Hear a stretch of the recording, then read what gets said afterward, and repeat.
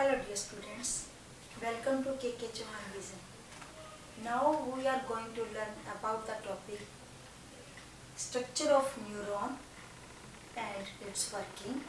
Neuron क्या है, इसकी संरचना कैसी है और इसका काम क्या है, ये जानने से पहले मैं आपको बताना चाहूँगी कि जो ह्यूमन बॉडी है वो ट्रिलियन सेल्स की बनी हुई है और नर्वस सिस्टम में भी कोशिकाएं पाई जाती हैं। उनको एक स्पेशल नाम दिया गया है जिसे हम नर्व सेल या न्यूरॉन कहते हैं।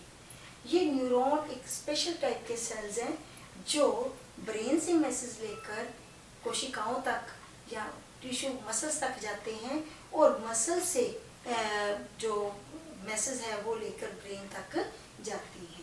और ब्रेन का जो ह्यूमन ब्रेन है उसमें लगभग 100 बिलियन न्यूरॉन पाए जाते हैं। तो न्यूरॉन को हम functional unit of nervous system भी कहते हैं क्योंकि बिना न्यूरॉन के नर्वस सिस्टम काम नहीं कर सकता। तो कैसी है न्यूरॉन की संरचना, इस फोटो के द्वारा हम देखते हैं। तो इसमें हम देखते हैं कि एक ये है इस पोर्शन और एक ये लंबी थ्रेड लाइक स्ट्रक्चर दिखाई दे रही है। इस पोर्शन को हम सेल बॉडी कहते हैं, इसे सोमा भी कहते हैं। ये मेन पार्ट है न्यूरॉन का। इसमें साइटोप्लाज्म पाया जाता है, न्यूक्लियस पाई जाती है, न्यूक्लियस में न्यूक्लियोलस भी पाई जाती है। और ये साइटोप्लाज्म जो होता है कुछ वाटरी और साल्टी होता है और इसमें ribosome, mitochondria, Golgi apparatus, lysosome, polysome ये पाए जाते हैं। और इस न्यूरॉन का, पूरे न्यूरॉन के लिए जो प्रोटीन है वो पैदा करने का काम इसी में ही होता है। और ये साइटोप्लाज्म से कुछ ट्री लाइक स्ट्रक्चर निकली हुई है तो जिसे हम नाम देते हैं डेंड्राइट। तो ये डेंड्राइट किससे बनी हुई है, ये सेल बॉडी से बनी हुई है जो मेन इसकी बॉडी है। तो जो ट्री लाइक स्ट्रक्चर हैं उनको हम डेंड्राइट्स कहते हैं। ये डेंड्राइट क्या करते हैं, ये डेंड्राइट किसी पेशी से संवेदना को, इम्पल्सेस को ग्रहण करते हैं और इसमें भेजते हैं सेल बॉडी में। तो सेल बॉडी मेन पार्ट है न्यूरॉन का। और ये पीछे जो हम थ्रेड लाइक स्ट्रक्चर देखते हैं इसे हम एक्सोन कहते हैं या नर्व फाइबर भी कहते हैं। ये नर्व फाइबर या एक्सोन जो है इस न्यूरॉन को लंबाई देता है। न्यूरॉन कुछ माइक्रोमीटर से लेकर लगभग 1.5 मीटर लंबी हो सकती है। न्यूरॉन का जो एक्सोन पार्ट जो हम पढ़ रहे हैं, एक्सोन एक थ्रेड लाइक स्ट्रक्चर है, लंबी है और जिसका एंडिंग जो है वो टर्मिनल के रूप में होती है जिसे हम नर्व टर्मिनल या एक्सोन टर्मिनल कहते हैं। तो एक्सोन जो है वो माइलिनेटेड भी हो सकती है और अनमाइलिनेटेड भी हो सकती है। इसका मतलब है एक्सोन का जो ये नर्व फाइबर है इसके ऊपर ये ग्रीन पोर्शन आप देख रहे हैं, तो ये एक माइलिन की बनी शीट होती है जो इसके ऊपर चढ़ी होती है, टिश्यू है ये। तो माइलिनेटेड हो सकती है, माइलिन शीट जो है इसके ऊपर चढ़ी होती है और इसमें कुछ गैप यूं दिखाई देते हैं जिसे हम नोड ऑफ रेनवियर कहते हैं। तो ये जो माइलिन शीट है ये क्या करती है, इस नर्व फाइबर की प्रोटेक्शन करती है। साथ ही जो इम्पल्सेस ये डेंड्राइट ग्रहण करके सेल बॉडी को देते हैं और सेल बॉडी फिर इन इम्पल्सेस को आगे नर्व फाइबर में भेजती है। तो नर्व फाइबर में से जब ये सिग्नल्स जाते हैं, इम्पल्सेस जाती है तो उनकी जो स्पीड है उसको कंट्रोल करती है ये माइलिन शीट। और सेकंड इस नर्व फाइबर की सुरक्षा करती है। नर्व फाइबर जो है या एक्सोन जो है उसकी एंडिंग जो है वो न्यूरॉन टर्मिनल के रूप में या एक्सोन टर्मिनल के रूप में होती है। तो इसके बाद ये लिखा हुआ है स्ट्रक्चर ऑफ न्यूरॉन। मैंने आपको बताया कि इसमें एक सेल बॉडी पाई जाती है जो मेन पार्ट है और इस सेल बॉडी में साइटोप्लाज्म पाया जाता है। साइटोप्लाज्म वाटरी होता है और सॉल्टी होता है। उसमें ribosome, polysome, endoplasmic reticulum, mitochondria, Golgi bodies पाई जाती हैं। और साइटोप्लाज्म से ही कुछ ट्री लाइक स्ट्रक्चर्स निकलती हैं जिसे हम डेंड्राइट कहते हैं। और जितने भी जो माइटोकॉन्ड्रिया या सेल ऑर्गेनल्स जो हैं जितने भी हैं वो एक सेलुलर स्ट्रक्चर जो बाउंड्री है उसके अंदर ही रहते हैं और राइबोसोम्स जो हैं वो प्रोटीन का निर्माण करते हैं और पूरी न्यूरॉन के लिए, पूरे सेल ऑर्गेनल्स के लिए जो प्रोटीन चाहिए वो राइबोसोम्स के द्वारा ही बनाई जाती है। डेंड्राइट वही ट्री लाइक स्ट्रक्चर जो उभरी हुई थी साइटोप्लाज्म से बनी थी। डेंड्राइट के थ्रू इम्पल्सेस पेशियों से, मसल से या दूसरी जो न्यूरॉन है उसके न्यूरॉन टर्मिनल से ग्रहण की जाती है।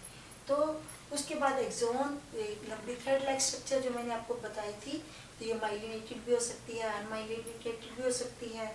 और जो नर्व सेल है उसको जो लंबाई है वो एक्सोन के द्वारा मिलती है और एक्सोन की जो एंडिंग है वो नर्व टर्मिनल के रूप में होती है, एक्सोन टर्मिनल के रूप में होती है। और साइनेप्स क्या होता है? ये किसी भी नर्व का जो एक नर्व का जो टर्मिनल है वो और दूसरी नर्व का जो डेंड्राइट है उसके बीच की जगह, या एक न्यूरॉन का टर्मिनल और दूसरी पेशी कोशिका के बीच में ये जो गैप है, जो जंक्शन है उसे हम कहते हैं साइनेप्स। तो ये क्या है? जंक्शन है किसके बीच में? एक्सोन टर्मिनल और दूसरी न्यूरॉन के बीच में, या फिर मसल सेल के बीच में, या फिर ग्लैंड सेल के बीच में। तो इसके द्वारा ही जो इलेक्ट्रिक इम्पल्सेस हैं वो दूसरी जगह तक ट्रांसफर होते हैं। और ये एक स्मॉल गैप होता है इसमें, इस गैप को हम साइनेप्टिक गैप कहते हैं। साइनेप्टिक गैप में से ये जो इलेक्ट्रिक इम्पल्सेस हैं वो न्यूरोट्रांसमीटर में बदलकर इजीली डिफ्यूज हो जाते हैं। तो कैसे होते हैं ये भी हम इसको समझेंगे कि जैसे ही डेंड्राइट, किसी नर्व सेल का डेंड्राइट किसी इम्पल्स को ग्रहण करता है, किसी संवेदना को ग्रहण करता है, जैसे मेरी स्किन पे कुछ चल रहा हो या कुछ ठंडा लगा हो या गर्म लगा हो, तो ये संवेदना ग्रहण करेगी अगर मेरी ये स्किन, तो न्यूरॉन जो का डेंड्राइट जो है उसे इसे ग्रहण करता है। वो इम्पल्स जो है सेल बॉडी में आती है, सेल बॉडी से फिर एक्सोन में जाती है जिसे हम नर्व फाइबर कहते हैं, और वहाँ से टर्मिनल तक आ जाती है। जब टर्मिनल के एंड पॉइंट तक पहुँचती है तो फिर साइनेप जो गैप आता है, तो वहाँ तक पहुँचने तक जो इम्पल्स है, जो इलेक्ट्रिक इम्पल्स है वो चेंज हो जाती है, किसमें बदल जाती है? न्यूरोट्रांसमीटर में चेंज हो जाती है। ये न्यूरोट्रांसमीटर कैसे बनते हैं? इलेक्ट्रिक इम्पल्स जो है वो चार्ज, जो इलेक्ट्रिक चार्ज होता है वो ट्रिगर करता है बायोकेमिकल रिएक्शंस करने के लिए, और बायोकेमिकल रिएक्शंस के दौरान न्यूरोट्रांसमीटर्स पैदा होते हैं। ये न्यूरोट्रांसमीटर जो है वो इजीली गैप को क्रॉस कर जाते हैं। क्रॉस करने के बाद वो दूसरी नर्व के डेंड्राइट तक पहुंचते हैं, या फिर मसल सेल तक पहुंचते हैं, या फिर ग्लैंड सेल तक पहुंचते हैं। आइए मैं पिक्चर के द्वारा इसको बताती हूँ। ये जैसे डेंड्राइट में कोई संवेदना ग्रहण की तो यहाँ से होती हुई सेल बॉडी में आई, तो ये सेल बॉडी का पार्ट है, इसमें सब न्यूक्लियस दिखाया है, न्यूक्लियोलस, माइटोकॉन्ड्रिया, गोल्गी ऑपरेटस, ये राइबोसोम्स दिखाई हुए। तो डेंड्राइट के थ्रू जो संवेदना ग्रहण की वो यहाँ से होती हुई इसमें जा रही है। नर्व फाइबर, ये माइलिनेटेड नर्व फाइबर दिखाई हुई है हमने।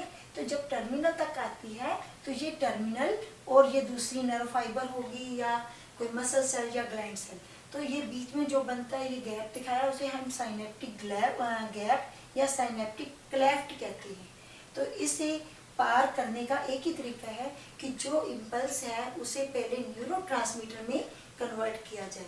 तो न्यूरोट्रांसमीटर में तभी कन्वर्ट होंगी जब बायोकेमिकल रिएक्शंस बनती होती हैं और उसी के द्वारा ये न्यूरोट्रांसमीटर बनते हैं। ये देखो यहाँ से ये न्यूरोट्रांसमीटर जो है इस गैप को क्रॉस करके दूसरी नर्व फाइबर तक आ रही है, या फिर पेशी सेल तक, मसल सेल तक आ रही है, या फिर ग्लैंड सेल तक आ रही है।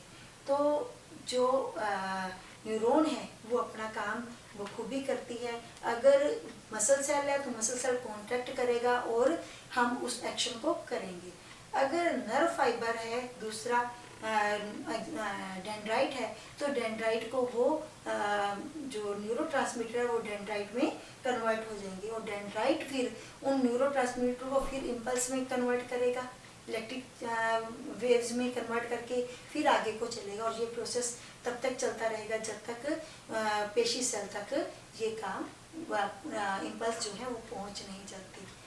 तो जितना भी ये ब्रेन में काम हो रहा है वो 3 प्रकार की मोटर नर्व्स के द्वारा होता है। वो कौन कौन सी है आइए मैं इनके बारे में बताती हूँ। टाइप्स ऑफ नर्व्स जो नर्वस सिस्टम में पाई जाती हैं वो 3 प्रकार की हैं। एक मोटर नर्व्स है, ये क्या करती हैं, ब्रेन से मैसेज लेकर मसल तक जाती हैं या मसल से मैसेज लेकर ब्रेन तक जाती हैं। मोटर नर्व्स जो है वो काम करती हैं। मोटर नर्व्स के द्वारा हम बॉडी की मूवमेंट करती है, जैसे फिंगर्स को हिलाना, जैसे बेसबॉल खेलना, जैसे चलना, जैसे सब्जी काटना, कोई भी काम जो मूवमेंट का होगा वो मोटर नर्व के द्वारा एक्शन किया जाता है। इसके द्वारा सेंसरी नर्व्स जो हैं, जितने भी सेंसरी ऑर्गन हमारी बॉडी में पाए जाते हैं वहाँ पर ये पाई जाती हैं। ये नर्व्स सेंसरी ऑर्गन से मैसेज लेकर इम्पल्सेस ग्रहण करके ब्रेन तक पहुँचाती है और ब्रेन उन्हें काम करने के लिए प्रेरित करता है। जैसे हमारी स्किन अगर गर्म चीज़ को या ठंडी चीज़ को टच करती है या सरफेस हार्ड है या सॉफ्ट है, इसका एहसास जो है वो सेंसरी नर्व्स के द्वारा होता है। तीसरी टाइप्स की नर्व्स जो हैं वो है ऑटोनॉमिक नर्व्स। ऑटोनॉमिक नर्व्स जो हमारी बॉडी के जितने भी वॉलेंट्री और सेमी वॉलेंट्री फंक्शंस हैं, जैसे डाइजेशन हो गया, जैसे हार्ट रेट हो गई, जैसे ब्लड प्रेशर हो गया, जैसे एक्सक्रीशन हो गया, जैसे टेम्परेचर रेगुलेशन हो गया, रेस्पिरेशन हो गया, ये सभी फंक्शन जो हैं वो ऑटोनॉमिक नर्व्स के द्वारा कंट्रोल किए जाते हैं। पसीना आना जैसे ये सभी ऑटोनॉमिक नर्व्स के द्वारा कंट्रोल किए जाते हैं। तो आज हमने पढ़ा न्यूरॉन क्या है और कैसे काम करती है, इसकी संरचना क्या है और इसकी हमने पिक्चर देखी और कितनी टाइप्स की नर्व्स जो हैं वो हमारे नर्वस सिस्टम में पाई जाती हैं, उनके बारे में हमने जानकारी प्राप्त की। इस टॉपिक से रिलेटेड आपकी कोई क्वेरीज हों या नोट्स आपको चाहिए या आपको क्वेश्चन चाहिए, you can log in my website that is www.scienceeasylearning.wordpress.com. You can also like my Facebook page, that is KK Chauhan. Thank you.